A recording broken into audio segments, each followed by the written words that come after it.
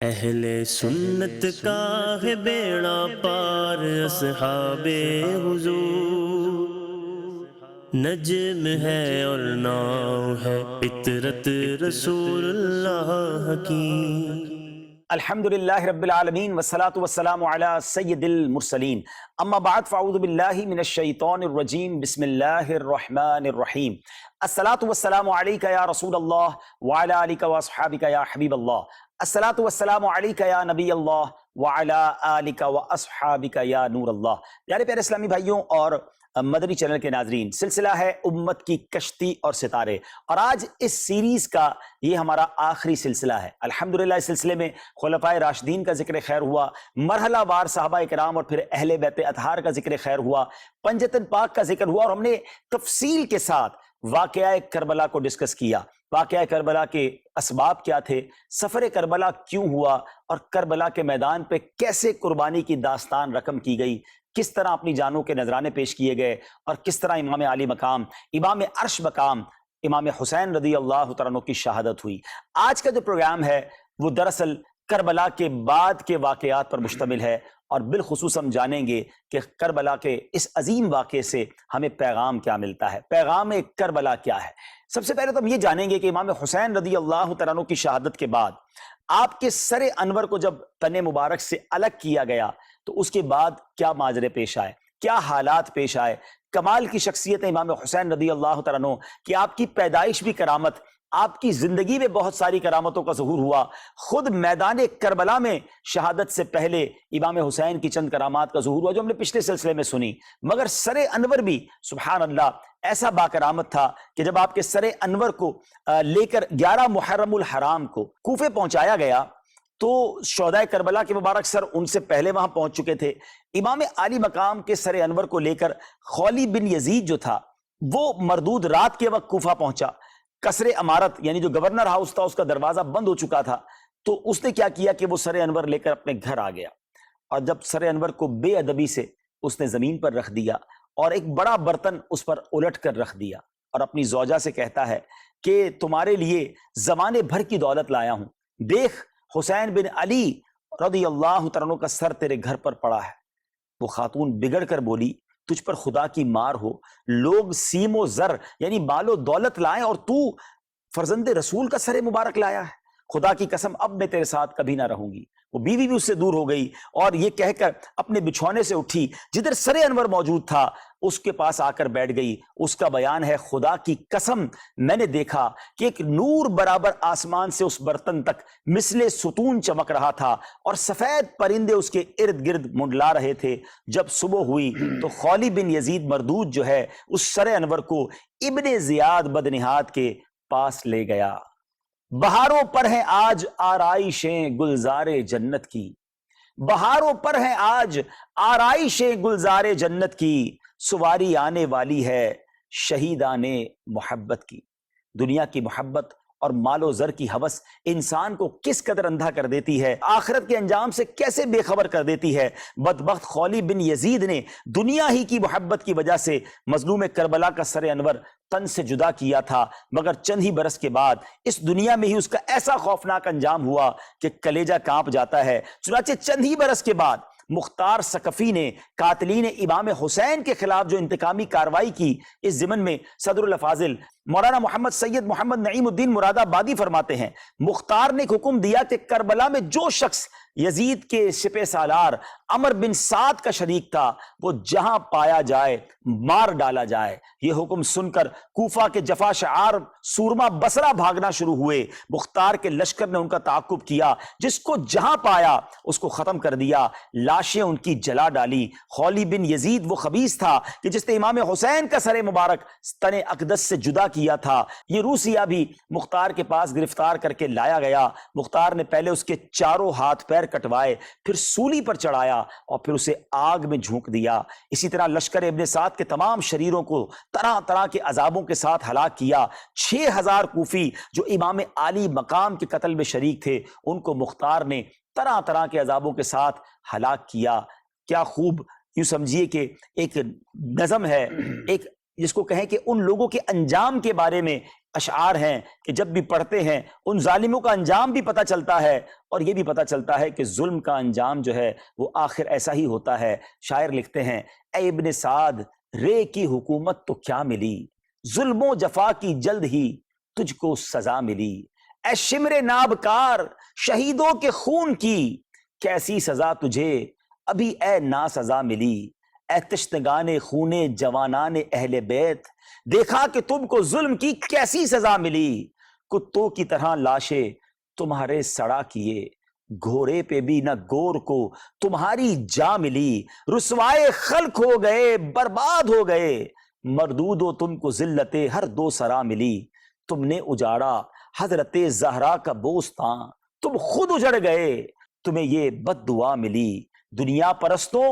دین سے منہ موڑ کر تمہیں دنیا ملی نہ عیش و طرب کی ہوا ملی، آخر دکھایا رنگ شہیدوں کے خون نے سر کٹ گئے امانہ تمہیں ایک ذرا ملی، پائی ہے کیا نعیم انہوں نے ابھی سزا دیکھیں گے وہ جہیم میں جس دم سزا ملی۔ ابھی تو یہ دنیا کی سزا ہے نا، ابھی تو آخرت کی سزا انہیں ملنی باقی ہے کہ کس طرح ان ظالموں نے ظلم کیا، اور امام حسین رضی اللہ تعالی عنہ کے پورے قافلے کے ساتھ انہوں نے جو کیا، اے میرے پیارے اسلامی بھائیوں وہ آپ کے سامنے ہے۔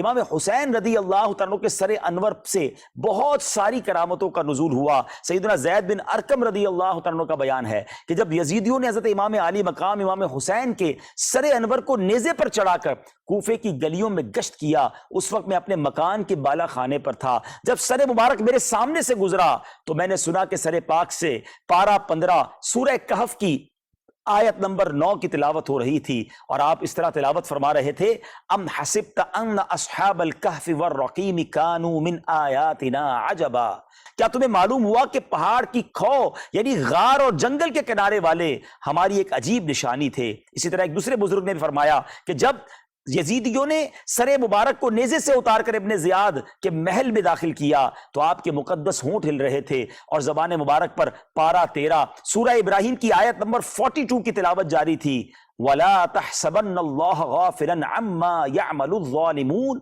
ترجمہ، اور ہرگز اللہ عز و جل کو بے خبر نہ جاننا ظالموں کے کام سے۔ اللہ اکبر، عبادت ہو تو ایسی ہو، تلاوت ہو تو ایسی ہو، سر شبیر تو نیزے پہ بھی قرآن سناتا ہے۔ ان ظالموں نے یہ سب دیکھ بھی رہے تھے، مگر آنکھوں پر کیسا پردہ تھا۔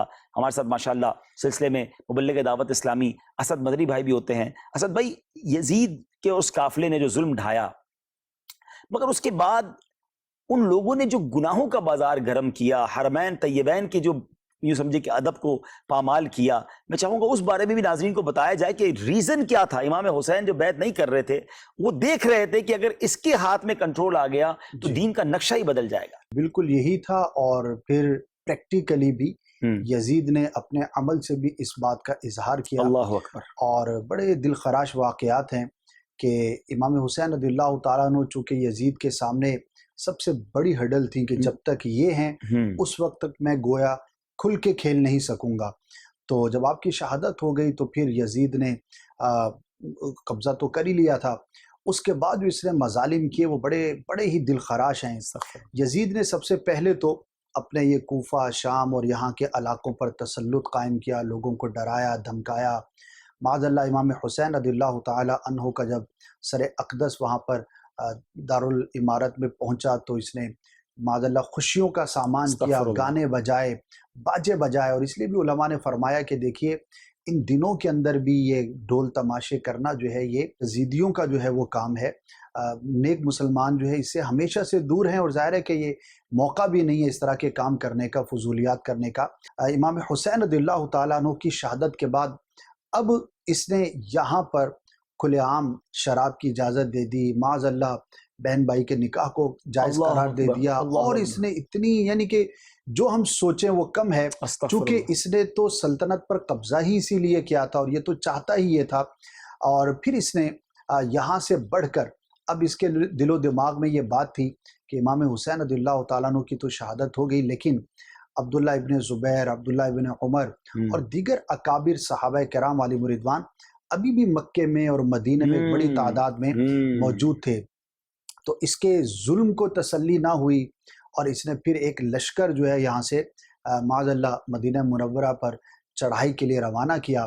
جب یہ لشکر وہاں پر پہنچا تو اہل مدینہ کے ساتھ انہوں نے بڑا قتال کیا اور چند دنوں کے اندر معاذ اللہ ہزاروں مسلمانوں کو شہید کیا، جس میں ایک بڑی تعداد صحابہ کرام کی تھی، ایک بڑی تعداد جو ہے وہ تبع تابعین اور تابعین کی تھی، اور اتنا معاذ اللہ اس نے وہاں پر ظلم ڈھایا کہ مسجد نبوی شریف میں کئی دن تک جماعت کے ساتھ نماز ادا نہ ہو سکی، اور اس بدبخت نے، اس کے جو لشکری تھے، جو بدبخت تھے، انہوں نے معاذ اللہ مسجد نبوی شریف کی حرمت پامال کی۔ تابعی بزرگ جو ہیں انہوں نے اپنے آپ کو گویا کہ پاگل ظاہر کر کے چھپ کے انہوں نے مسجد میں چند دن گزارے، لیکن یزیدی نے ان کو بھی پکڑا اور پھر ان کو باہر کر دیا۔ سعید بن مسیب رضی اللہ تعالی عنہ تھے، تو بڑے کرب کے اندر اہل مدینہ نے یہ دن گزارے۔ صحابہ کرام اور جتنے بھی خواتین تھی اسلام کی وہ اپنے گھروں میں مقید ہو گئے۔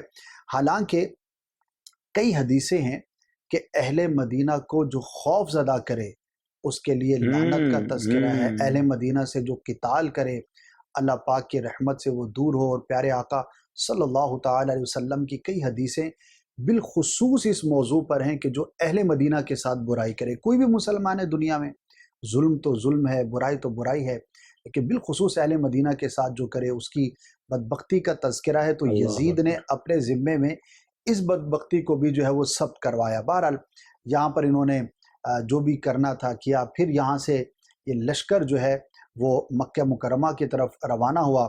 اہل مکہ ایک طرح سے شہر کے اندر جو ہے وہ مقید ہو گئے، انہوں نے لڑائی کی اور زبردست لڑائی کی، اور 2 ماہ تک تاریخ میں لکھا ہے کہ مکہ پاک انہوں نے گھیرے رکھا، اور یہ منجنیقیں اپنے ساتھ لے کر گئے تھے۔ معاذ اللہ جبل ابو قبیس پر انہوں نے منجنیق لگا کر وہاں سے کعبۃ اللہ شریف اور حتیم کعبہ کے اندر پتھراؤ کیا۔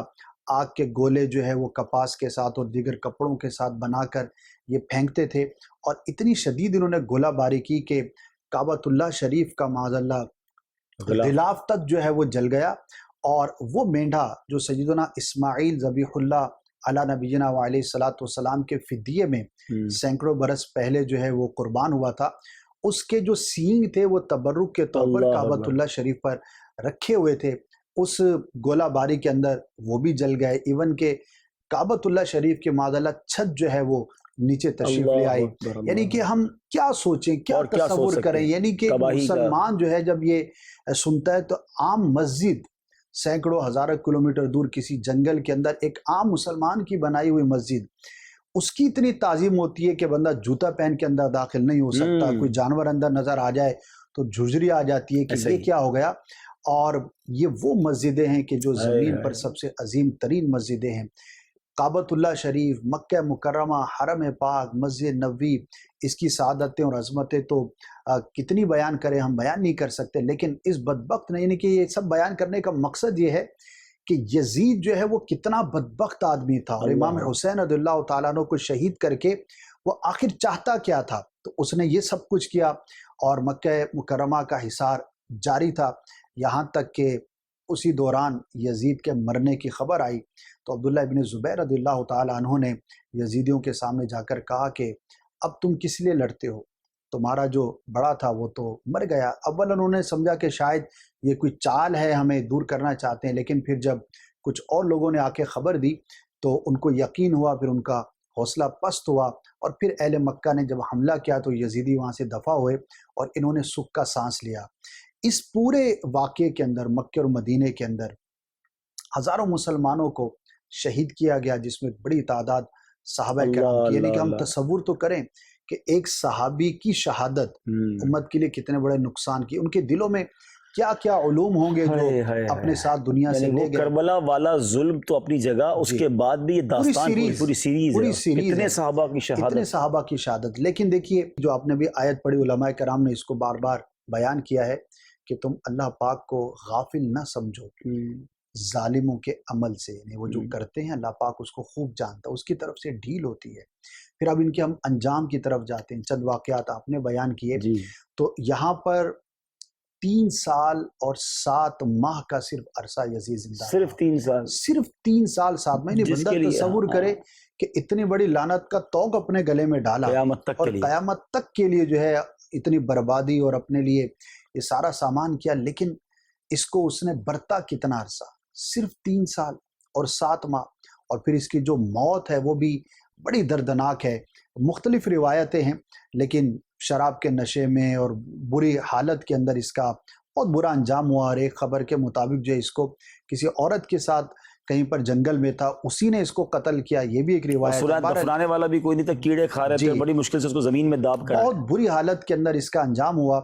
اور 61 سے لے کر 67، یعنی کہ یزید تو 3 سال 7 ماہ کے اندر ہی برباد ہو گیا، اور اس دوران جو مختار ثقفی کا بھی تذکرہ ہوا، اس نے 6000 تقریباً جو یزیدی ہیں ان کو مارا۔ اور جو ابن زیاد ہے وہ 67 ہجری میں صرف 6 سال کے بعد مارا گیا، جو گورنر تھا کوفے کا گورنر تھا۔ مختار ثقفی نے ایک پورا لشکر بنا کر اس کی جو ہے وہ مقابلے کے لیے بھیجا، اس نے کچھ جو ہے وہ سامنا کیا، لیکن یہ مغلوب ہوا، اور اللہ کی قدرت دیکھیے، صرف 6 سال کے بعد وہیں دریائے فرات کے کنارے پیاس کی حالت میں، اور دن بھی 10 محرم کا تھا جب ابن زیاد قتل ہوا، اور مختار نے اس کی گردن کاٹ کر وہیں پر رکھوائی جہاں پر اس نے امام حسین رضی اللہ تعالیٰ عنہ کی گردن رکھی، مکافات عمل دیکھی۔ اور ابن سعد کا جو انجام ہوا، ابن سعد جو ہے وہ مختار کے ساتھ اس کے پہلے اچھے تعلقات تھے، مختار اس علاقے کا گورنر بن گیا تھا، تو مختار نے اعلان کیا تھا کہ مجھے خبر دو، مجھے بتاؤ کہ کون امام حسین رضی اللہ تعالیٰ عنہ کے مقابلے پر اس دن نکلا تھا، میں اس کو ایک ایک کر کے چن کے ماروں گا۔ تو مختار نے ایک دن اعلان کیا کہ کل میں اس کو ماروں گا کہ جس کی خبر سن کر مسلمانوں کو بہت خوشی ہوگی۔ ایک شخص قریب بیٹھا تھا، وہ جانتا تھا کہ ہو نہ ہو یہ ابن سعد کے بارے میں مختار نے اب اپنا ارادہ ظاہر کیا، تو اس نے کسی طرح سے ابن سعد، وہ کہ جس نے سب سے پہلے امام حسین رضی اللہ تعالیٰ عنہ پر پانی بند کیا تھا اور سامنا لشکر کا سپہ سالار تھا، تو اس نے جا کے خبر دی۔ تو ابن سعد نے کہا کہ نہیں، مختار کا ارادہ کسی اور کے ساتھ ہوگا، میں تو اس کے ساتھ بڑے اچھے تعلقات ہیں۔ بہرحال اگلے دن مختار نے جو ہے وہ اپنے کوتوال کو بھیجا اور سپاہیوں کو بھیجا، اس کو پکڑوا کے لائے، اس کا گلا کاٹا اور اپنے پاس رکھا اور اس کو ڈھانپ دیا۔ کچھ دیر کے بعد اس کے بیٹے کو بلوایا، ابن سعد کے بیٹے کو، اور اس کے سامنے جو ہے وہ اس نے کپڑا اٹھایا اور کہا کہ دیکھو یہ کون ہے؟ تو وہ دیکھ کے ہل گیا، اس نے کہا یہ تو میرا باپ ہے۔ تو اس نے کہا تیرا انجام بھی تیرے باپ کے ساتھ ہی ہوگا۔ اس کو بھی قتل کیا، اور دونوں کے سروں کو سیدنا علی رضی اللہ تعالیٰ عنہ کے ایک شہزادے تھے جن کا نام محمد تھا، ان کے پاس بھجوایا۔ اور مختار نے کہا کہ یہ جو سر ہے ابن سعد کا، یہ امام حسین کے بدلے میں ہے، اور اس کے بیٹے کا سر علی اکبر کے بدلے میں، لیکن میں یہ بھی جانتا ہوں کہ اگر کائنات میں ہزاروں لوگوں کو مار دوں تب بھی امام حسین رضی اللہ تعالیٰ عنہ کے ایک ناخن اور ایک انگلی کے برابر بھی نہیں ہو سکتے۔ یہ اہل بیت سے بڑی محبت کرنے والا تھا، تو اس نے اس طرح کے اپنے جذبات کا اظہار کیا۔ تو بہرحال ابن سعد کا انجام بھی ایسا ہوا، خولی کا آپ نے بیان کیا۔ اور جو شمر تھا، ایک اور بڑا کردار ہے، یہ وہ بدبخت ہے کہ جب ایک موقع پر جا کر صلحوں کی کوئی ترکیب بننے لگی تھی، اور یہ ہو سکتا ہے واقعہ نہ ہوتا، لیکن یہ وہ بدبخت ہے جس نے ابن زیاد کے کان میں پھونک ماری اور کہا کہ تو یہ کیا کر رہا ہے؟ اگر نرمی برتے گا اور اس پر تو قابو نہیں پائے گا تو تیری حکومت اور یہ سب چلی جائے گی۔ تو شمر کو جب پتہ لگا کہ اب میری بھی باری آنے والی ہے، تو یہ بھاگا اپنے ساتھیوں کے ساتھ۔ تو مختار کے لوگ بھی اس کے پیچھے بھاگے۔ بہرحال اس نے کہیں پر جا کر گاؤں کے اندر پناہ لی، اور پناہ لینے کے بعد جو ہے 2-3 دن وہاں پہ رہا، لیکن مختار کے لوگ وہاں پر پہنچے، اس کو پکڑا رات کے اندھیرے میں، اور اس کا سر تن سے جدا کیا، اور اس کی لاش کو کتوں کے سامنے کھانے کے لیے چھوڑ دیا گیا۔ یعنی کہ یہ شمر کا اتنا برا حال ہوا۔ اور کچھ ایسے بھی تھے جو گوشہ نشینہ کا بہانہ کر کے چھپ گئے تھے۔ مختار نے کہا کہ اس دن تم گوشہ نشین کیوں نہیں ہوئے جس دن تم امام کے مقابلے میں آئے تھے؟ اب تمہیں گوشہ نشینی یاد آ رہی ہے۔ کسی کے اس نے اعضاء کٹوائے، کسی کو تڑپا تڑپا کے مارا، ڈھونڈ ڈھونڈ کر اس نے جو ہے وہ تمام یزیدیوں کا جو ہے یہ باہر within 6 years یہ کمپلیٹ ہو گیا۔ within 6 years، یعنی 61 سے 67 کے درمیان جو یہ سارے معاملات ہوئے، اور یہ سارے یزیدی جو ہے یہ دنیا کی سزا ہے، جیسے ابھی آپ نے بھی ذکر کیا مفتی نعیم الدین مراد آبادی رحمۃ اللہ تعالی کے جو شعر کا مفہوم ہے کہ یہ تو وہ سزا ہے جو ان یزیدیوں کو دنیا میں دی گئی، اور آخرت میں ان کے ساتھ کیا ہوگا وہ تو اللہ ہی منتقم ہے۔ ناظرین یہ وہ بات ہے جو سمجھنے والی ہے کہ جس سلطنت کے لیے، جس اقتدار کے لیے، جس مال و دولت کے لیے ظلم کی انتہا، یعنی ایسا ظلم جو 1400 سال ہو گئے امت بھول نہیں پا رہی اور بھول نہیں سکے گی، ہر سال ہی دل کو ایک عجیب سا رنج پہنچتا ہے، ایک عجیب سی تکلیف پہنچتی ہے کہ یہ کیوں کیا۔ اچھا پھر جس کے لیے کیا وہ کتنا عرصہ ان کے پاس رہا؟ کاش یہ تمام ظالم سمجھیں، تمام ظلم کرنے والے سمجھیں، تمام وہ لوگ جو اقتدار کے لالچ میں ہیں، جو مال کے لالچ میں، یا بعض اوقات شیطان اور اس کے جو وار ہوتے ہیں، نفس کے وار، ہوس ہوتی ہے، برے کام کی جو تمنا ہوتی ہے، اس میں سب کچھ کر گزرتے ہیں۔ بلکہ اب تو جو خبریں ہیں، مطلب وہ کئی باتیں تو ایسی ہیں جو میں چینل پہ بیان نہیں کر سکتا، کہ اس لیول تک برائیاں ہو رہی ہیں کہ بندہ سوچ بھی نہیں سکتا، یعنی مطلب بے حیائی اور بدکاری کا لیول بھی سنا ہے کہ وہ اس لیول کا ہے، اور اس طرح کی اب ویڈیوز اور اس طرح کی ویب سائٹس اور اس طرح کی جناب یہ سمجھے کہ چیزیں ہو رہی ہیں، اور لوگ اس کو اسی انداز سے انجوائے کر رہے ہیں اور اس میں غرق ہوتے جا رہے ہیں اور بڑھتے چلے جا رہے ہیں۔ یعنی پہلے تو ہم مرد و عورت کے معاملات سنتے تھے، اب تو اس سے آگے کے لیول کی باتیں ہیں۔ تو یہ سب جو کر رہے ہیں، ان کو مرنا نہیں ہے، ان کو اللہ کی بارگاہ میں جواب نہیں دینا۔ آپ سوچیں نا کہ ان کے پاس تو سب کچھ آ گیا نا، لیکن کچھ بھی نہیں بچا، اور موت ہوئی تو کیسی عبرتناک موت کہ کسی کوئی کتوں کے آگے جس کو اس کی بوٹی بوٹی ہو رہی ہے، تو کسی کو کیڑے کھا رہے ہیں، تو کسی کو دفن ہونے کی جگہ نہیں مل رہی۔ اور یہ مختار ثقفی کے محل میں جب ابن زیاد کا سر لایا گیا تو بتایا گیا کہ اس وقت ایک سانپ بھی آیا اور جو اس کے سر کے اندر داخل ہو گیا، اس کے نتھروں میں داخل ہو گیا، اور سب لوگ بھاگ گئے۔ یعنی امام حسین رضی اللہ تعالیٰ کے سر سے تو تلاوت کی آواز آ رہی ہے، خوشبوؤں کی لپیٹیں آ رہی ہیں، نور کی برسات ہو رہی ہے، اور اس کے سر کے اندر جو ہے وہ دنیا میں بھی سانپ داخل ہوا۔ تو ناظرین یہ سب باتیں بہت کچھ ہمیں بتا رہی ہیں، اور اللہ کرے کہ ان چیزوں سے ہم بچیں۔ کیا کہیں گے؟ بڑا ایک یعنی کہ اس واقعے کے اندر ایسا ٹویسٹ ہے، دیکھیں شہادت امام حسین رضی اللہ تعالیٰ عنہ، اچھا اس سے تھوڑا پیچھے چلے جائیں، امیر معاویہ رضی اللہ تعالیٰ عنہ صحابی رسول، ٹھیک ہے، ان کا بیٹا یزید پلید بدنہاد نکلا، یہاں امام حسین رضی اللہ تعالیٰ عنہ کی شہادت ہوتی ہے۔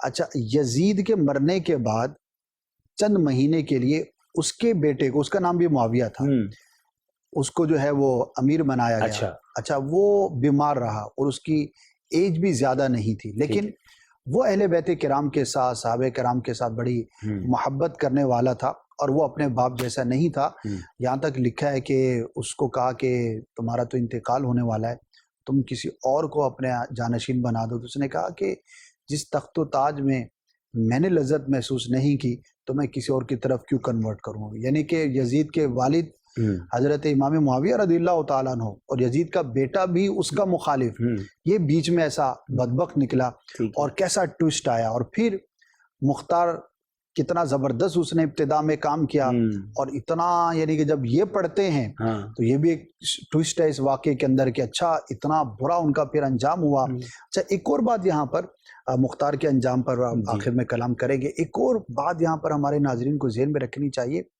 کہ یہ چند ہزار ہی تھے جو یزید کے ساتھ تھے، بقیہ ساری دنیا اور اس وقت جہاں کہیں بھی مسلمان تھے، ایون کہ جیسے کہ ابتدا کے واقعات کے اندر ہم نے اور جانثاران کی جانثاری دیکھی، تو شہادت کے بعد بھی جب آپ کا سر اقدس ابن زیاد کے دربار میں رکھا ہوا تھا تو اس نے گستاخی کی، تو وہاں پر بھی ایک صحابی زید بن ارقم رضی اللہ تعالیٰ عنہ کھڑے ہوئے اور اس کو خاموش کروایا۔ اور ایک اور جگہ پر بھی اس طرح کا واقعہ ہوا تو ایک نابینا جو ہے وہاں پر موجود تھے، تو جب اس نے گستاخی کی تو انہوں نے اس کو بہت برا بھلا کہا، اس نے معاذ اللہ کہا کہ یہ امام حسین رضی اللہ تعالیٰ عنہ کے بارے میں بڑی کمزور بات کہی۔ تو اس نے جب جواب دیا، حالانکہ نابینا تھے، تو ابن زیاد نے معاذ اللہ ان کو بھی شہید کروایا۔ جب یہ واقعات ہم پڑھتے ہیں تو دیکھیے اہل بیت کرام سے محبت کرنے والے وہاں بھی موجود تھے، لیکن ظاہر ہے کہ طاقت اس وقت ان کے پاس تھی، ریاست سے لڑنا آسان نہیں ہوتا، تو وہ پھر آسان نہیں تھا، اور یہ سارے معاملات جو ہے وہ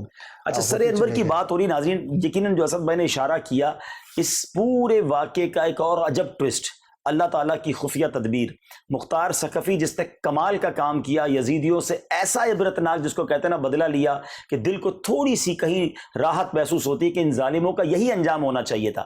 مگر مختار ثقفی کے ساتھ کیا ہوا اس پر بات ضرور کریں گے، مگر اس سے پہلے جیسے ہمارے اسد بھائی کہہ رہے تھے کہ سر انور سے، امام عالی مقام سے محبت کئی دلوں میں تھی، نہ صرف مسلمانوں کے دلوں میں تھی. آپ کو کچھ ایسے واقعات بھی سناتا ہوں کہ لوگوں کو ایمان ملا سر انور کی کرامت کی وجہ سے. ایک نصرانی، ٹھیک ہے، یعنی جو غیر مسلم ہوتے ہیں، راہب تھا، وہ اس نے سر انور کو دیکھا تو پوچھا کہ دیکھا کہ سر انور کو لے کر وہ لوگ کہیں جا رہے تھے، تو اس نے کہا کہ کیا تم لوگ ایک کام کر سکتے ہو کہ 10,000 اشرفیہ لے کر مجھے ایک رات کے لیے سر مجھے دے دو، میں اپنے پاس رکھنا چاہتا ہوں. تو لالچی پہلے ہی لالچی تھے، وہ تو پیسوں کی لالچ میں سب کر رہے تھے. تو وہ ان فوجیوں نے کہا ٹھیک ہے ہم رات یہیں رک جاتے ہیں، آپ اپنے ساتھ لے جائیں. 10,000 اشرفیہ لی اور نصرانی راہب کے حوالے کر دیا، غیر مسلم. وہ اپنے گھر لے گیا، اس نے سر مبارک کو دھویا، خوشبو لگائی، رات بھر اپنی ران پر رکھے دیکھتا رہا، تکتا رہا. اور وہ کہتا ہے کہ آسمان تک نور بلند ہو رہا ہے. راہب نے ساری رات وہ رو رو کر گزاری. صبح ہوئی تو اس نے اسلام قبول کیا، گرجا گھر اور جا کر اس نے اس کا مال متا سب چھوڑ دیا، گرجا گھر بھی چھوڑ دیا. اپنی زندگی جو ہے وہ اہل بیت کی خدمت میں گزارنا شروع کر دی. یعنی امام حسین کی دیدار کی برکت سے، سر انور کی صحبت کی برکت سے غیر مسلم کو ایمان مل گیا. مگر یہ کیسے کلمہ گو تھے کہ لالچ ایسا غالب تھا کہ وہ امام حسین کو شہید کر کے خوشیاں منا رہے تھے. کیا خوبصورت شعر لکھا مولانا حسن رضا خان صاحب نے: دولت دیدار پائی پاک جانے بیچ کر، دولت دیدار پائی پاک جانے بیچ کر، کربلا میں خوب ہی چمکی دکان اہل بیت. یزیدیوں نے لشکر امام علی مقام اور ان کے خیموں سے جو درہم و دینار لوٹے تھے ناظرین، اور جو راہب سے لیے تھے، آپس میں تقسیم کر لیے. مگر جب تھیلیوں کے منہ کھولے، جب 3 تھیلیوں میں درہم و دینار رکھے تھے نا، تو وہ سب کے سب درہم و دینار ٹھیکریاں بنے ہوئے تھے، پتھر کے پیس بن گئے تھے. اور ان کی ایک طرف پارہ 13 سورہ ابراہیم کی ایک آیت لکھی ہوئی تھی: وَلَا تَحْسَبَنَّ اللَّهَ غَافِلًا عَمَّا يَعْمَلُ الظَّالِمُونَ، یعنی ترجمہ: اور ہرگز اللہ عز و جل کو بے خبر نہ جاننا ظالموں کے کام سے اور انہی پتھر کے حصے پر، پتھر کی ٹکڑوں پر.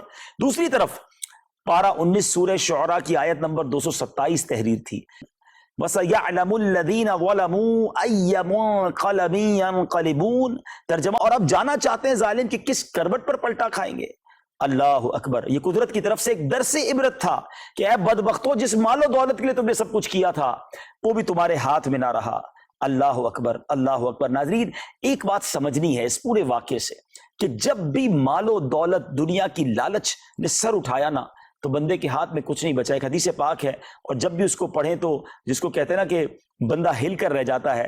اور وہ حدیث پاک کیا ہے کہ اللہ کے حبیب صلی اللہ تعالی علیہ وسلم فرماتے ہیں کہ 2 بھوکے بھیڑیے بکریوں میں چھوڑ دیے جائیں، وہ اتنا نقصان نہیں پہنچاتے جتنا کہ مال مرتبے کا لالچ انسان کے دین کو نقصان پہنچاتا ہے.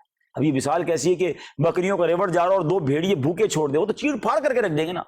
ایمان کو اس طرح برباد کر دیتا ہے اگر انسان کے دل میں مال کی یا مرتبے کا لالچ ہو. اور آج یہ کتنا بڑا معاملہ ہے. لوگ خرچ کرتے ہیں، کہتے ہیں کس طرح شہرت مل جائے، مرتبہ مل جائے، اقتدار مل جائے، پھر خرچ وصول کر رہے ہوتے ہیں. ظالم کو ظلم کر کے لوگوں کی جیبوں سے نکال رہے. تو کیا کرو گے؟ یہ کربلا کا یہ واقعہ بھی کیا آپ کے لیے درس نہیں ہے؟ میرے مسلمان بھائی جو ان کاموں میں پڑے ہوئے ہیں، خدا را توبہ کیجئے. یہ یزیدی طریقہ ہے کہ دنیا کے اقتدار کے لیے، دنیا کے مال کے لیے لوگوں پر ظلم کیا جائے، لوگوں کی زمینیں دبا لیتے ہیں، لوگوں کے پیسے کھا جاتے ہیں، قتل کر دیتے ہیں، دھمکیاں دے رہے ہوتے ہیں. وہ سمجھتے ہیں میرا کوئی کچھ بگاڑ نہیں سکتا. یہ آپ کی بھول ہے.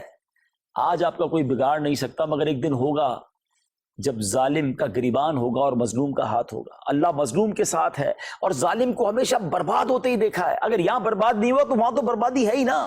آپ دیکھیں 3 سال 7 کتنے مہینے 3 سال 7 ماہ 4 سال بھی پورے نہیں ملے یزید کو، اور کیڑے کھا رہے ہیں اس کی لاش کو، جو امیر المومنین بننا چاہتا تھا، مسلمانوں کا خلیفہ بننا چاہتا تھا. کیا حال ہوا اس کا؟ کیا کہیں گے اسد بھائی؟ یہ حب جا اور مال جو ہے تباہ کر دیتی ہے. جی بالکل ایسا ہی. اور اس کی مثالیں اگر ہم دیکھیں تو ان زمانوں میں بھی تھی، آج کے زمانوں میں بھی ہیں. ہم آس پاس بھی اگر غور کریں، اصل میں جب طاقت اور مال یہ جب دونوں آ جاتی ہے نا، تو پھر بندے کے پاؤں زمین پہ لگنا بہت مشکل ہو جاتے ہیں. اللہ پاک جسے بچائے. ورنہ اتھارٹیٹیو جب بندہ ہو جاتا ہے تو پھر وہ سمجھتا ہے کہ شاید میں ہی سب کچھ. اب دیکھیں نا انسان کی کیسی عجیب جبلت ہے کہ خدائی کا دعویٰ کر دیا کتنوں نے کیا، نبوت کا دعویٰ کر دیا کتنوں نے کیا، حالانکہ یہ سب جانتے ہیں کہ نہ ہم خدا ہیں نہ نبی ہیں. تو جھوٹے تو ان کو پتہ ہی ہے نا کہ ہم کیا ہیں. لیکن ان دونوں میں اگر ہم دیکھیں گے تو دولت اور اتھارٹی جب وہ ملتی ہے تو بندہ بڑھتا چلا جاتا ہے، اور پھر یہ نیور اینڈنگ سٹوری ہوتی ہے. ایسا نہیں ہوتا کہ یہاں جا کے، جیسے ابھی آپ کچھ وہ فرما رہے تھے نا کہ اس طرح کے گناہوں میں لوگ بڑھتے جا رہے ہیں، ان لوگوں کے انجام کی سٹوریاں سنیں. یہ جو بڑھتے ہیں بے حیائی کے کاموں میں، تو وہ بڑھتے بڑھتے بڑھتے ایک وقت آتا ہے یہ اپنے آپ سے بیزار ہو جاتے ہیں. یعنی کہ کہیں تو جا کر اختتام ہوگا، لیکن اختتام نہیں ہوتا، سکون نہیں ملتا. پھر یہ اچھا یہ بھی پھر ظلم کی طرف بڑھتے ہیں. جب یہاں سے بڑھتے ہیں تو پھر کوئی قتل دیکھنا ان کو اچھا لگ رہا ہے، تو کسی کی تکلیف سے لذت، یعنی کہ سیلف سیٹسفیکشن کا لیول اتنا ان کا بگڑ جاتا ہے کہ پھر کوئی روئے، کوئی تکلیف میں آئے تو پھر یہ اپنے آپ پر ظلم کرتے ہیں، نہ جانے کیا کیا کرتے ہیں. تو اللہ پاک ہمیں محفوظ فرمائے. اور اسی سٹوری کو تھوڑا سا ہم اور آگے دیکھیں تو پھر مروان بھی بنا.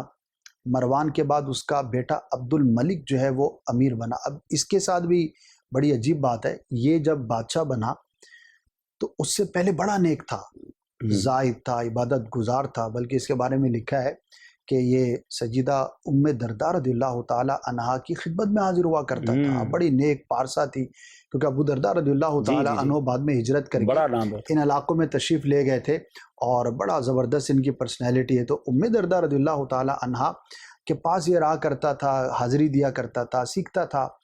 لیکن جیسے ہی یہ بادشاہ بنا اور اس کے پاس عمارت آئی، اس کے بعد کی اس کے واقعات پڑھ لیں تو بڑے عجیب و غریب واقعات ہیں. تو اللہ پاک ہمیں دولت، شہرت اور اتھارٹی، ان تینوں کی جو برائی ہے اس سے اللہ پاک ہمیں محفوظ فرمائے. اور اگر اس کی ہم ہسٹری دیکھیں تو پھر بڑی طویل ہے. استغفر اللہ.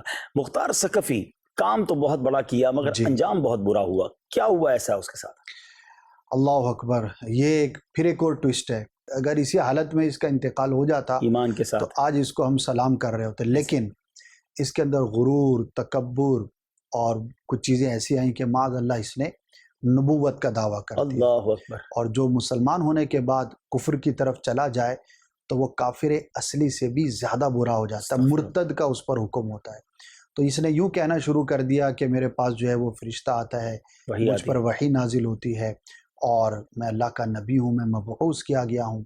تو معاذ اللہ پھر عبداللہ ابن زبیر رضی اللہ تعالی عنہ نے، کیونکہ وہاں پر حرمین شریفین میں وہ تھے، انہوں نے پھر مختار ثقفی کے خلاف لشکر بھیجا، اور اس کا انجام بھی بہت برا ہوا. یعنی کہ اللہ پاک کی خفیہ تدبیر سے اس سے بڑی مثال اور کیا ملے گی. یعنی کہ کہاں سے چلا اور انجام جو ہے وہ کتنا برا ہوا. اور اسی لیے حدیث پاک جو ہے کہ انما الاعمال بالخواتیم، کہ انجام اور جو اینڈ ہے، all is well if end is well. یہ ہے وہ پوائنٹ کہ جہاں پر بڑے بڑے اولیاء کرام تھر تھر کانپا کرتے تھے. اللہ پاک کی بارگاہ میں دعا مانگے، یا اللہ ہمارا ایمان سلامت رہے، مرتے وقت جو ہے وہ کلمہ نصیب ہو. کیونکہ ساری زندگی کسی نے بہت ہی اچھے اعمال کیے، آخر میں اگر ایمان سلب ہو گیا تو چلا گیا.